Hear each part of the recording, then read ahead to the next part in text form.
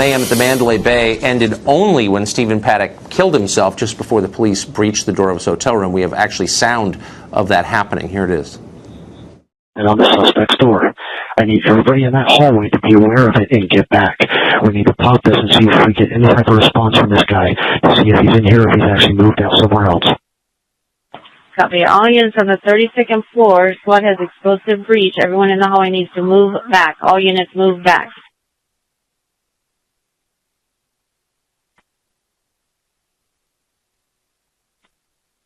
Breach, breach, breach. There it is. One of the things that jumped out at everyone who listened to the audio of this attack last night was that it sounded like automatic weapons fire, which is unusual in this country. What exactly was this man wielding when he killed so many? Dr. Michael Bodden is a forensic pathologist, an expert on bullet trajectories.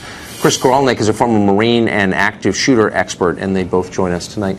Chris, first to you. There's usually a lot of focus on the firearms, which may or may not be that relevant. But in this case, it maybe is relevant because it did sound like automatic weapons fire. Was it? And if so, what does that mean exactly?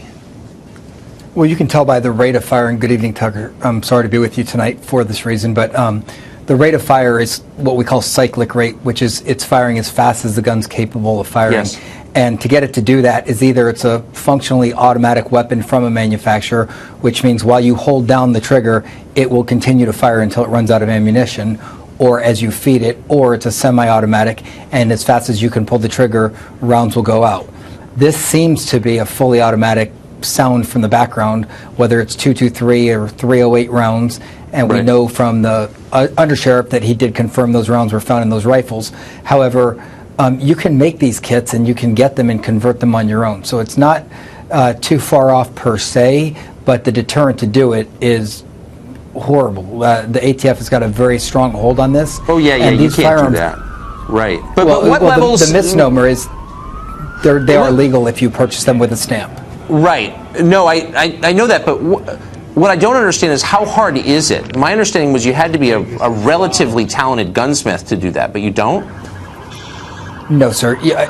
I'm not going to tell you how on TV, but you can basically change a couple pieces within the mechanism of near the trigger and turn a semi-automatic weapon into a fully automatic weapon. You get in a lot of trouble for that. I guess this guy, of course, didn't care.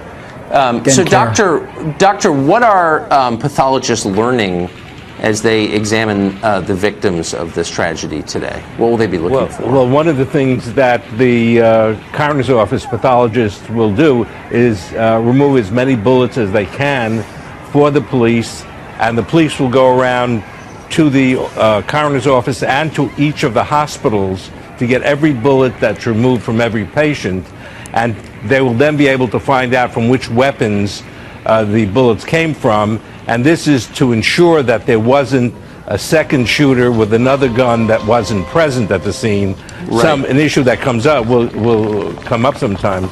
But the most important thing they're doing right now is to deal with the families who are at the office and they want to know who's dead and they want to get their loved one back. And the identification of the bodies is the first procedure that goes on in the coroner's office. Right, of course it is. I wish we had more time. We're bumping up against a hard break, unfortunately. Michael and Chris, thank you both very much.